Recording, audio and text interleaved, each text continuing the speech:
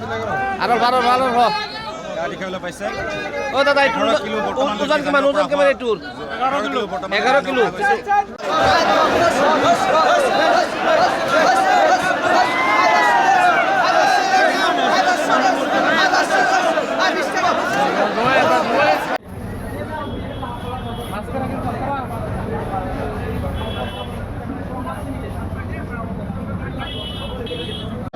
প্ৰত্যেক বছৰে কয়াকুছিত বৰপেটা জিলাৰ কয়াকুছিত আপোনাৰ উৰুকাৰ বজাৰটো আপোনাৰ অসমৰ ভিতৰত সৰ্বাধিক মাছ ইয়াতে ৰপ্তানি হয় আৰু এই মাছ আপোনাৰ অসমৰ বিভিন্ন ঠাইত যায় ধৰি গুৱাহাটী নগাঁও ধুবুৰী বঙাইগাঁও জিলা নলবাৰী জিলা মংগলদৈ এনেকুৱা ঠাইত আমাৰ কয়াকুছিৰ মাছ ৰপ্তানি হয় আৰু প্ৰত্যেক বছৰে সুচাৰুৰূপে ইয়াৰ পৰা মাছ যায় আৰু বিভিন্ন ঠাইত আজিকালি দেখিছোঁ বিভিন্ন জিলাত আপোনাৰ বেংগলৰ পৰা মাছ আহে আমাৰ কয়াকুছিত ঠাইতে লোকেল মাছ পায় আৰু সেইকাৰণে কয়াকুছিত এটা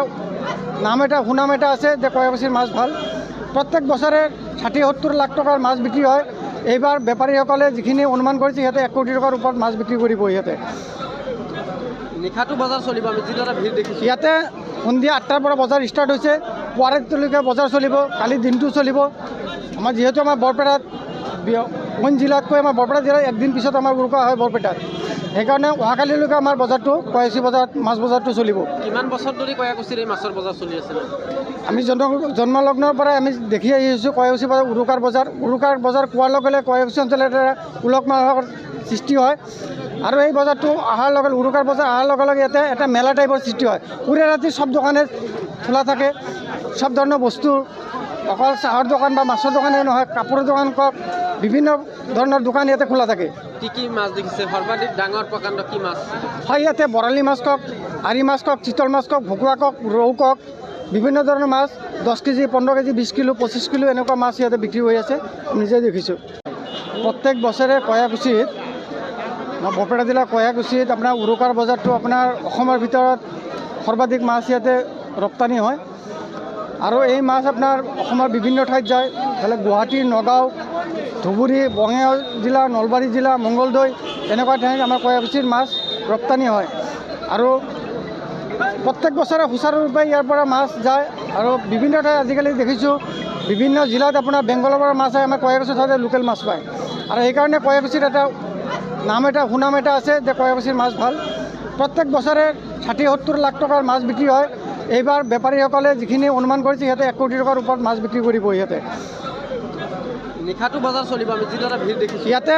সন্ধিয়া ৮টাৰ পৰা বজাৰ ষ্টাৰ্ট হৈছে পুৱালৈকে বজাৰ চলিব কালি দিনটো চলিব আমাৰ যিহেতু আমাৰ বৰপেটাত অইন জিলাতকৈ আমাৰ বৰপেটা জিলাত একদিন পিছত আমাৰ উৰুকা হয় বৰপেটাত সেইকাৰণে অহাকালিলৈকে আমাৰ বজাৰটো কয়াকুছি বজাৰত মাছ বজাৰটো চলিব কিমান বছৰ ধৰি কয়াকুছিৰ এই মাছৰ বজাৰ চলি আছে আমি জন্মলগ্নৰ পৰাই আমি দেখি আহিছোঁ কয়াকুছি বজাৰ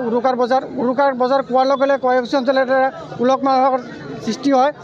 আৰু এই বজাৰটো অহাৰ লগে উৰুকাৰ বজাৰ অহাৰ লগে লগে ইয়াতে এটা মেলা টাইপৰ সৃষ্টি হয় পুৰা ৰাতি চব দোকানে খোলা থাকে সব ধৰণৰ বস্তু অকল চাহৰ দোকান বা মাছৰ দোকানেই নহয় কাপোৰৰ দোকান কওক বিভিন্ন ধৰণৰ দোকান ইয়াতে খোলা থাকে কি মাছ দেখিছে সৰ্বাধিক ডাঙৰ প্ৰকাণ্ড কি মাছ হয় ইয়াতে বৰালি মাছ কওক আৰি মাছ কওক চিতল মাছ কওক ভকুৱা কওক ৰৌ কওক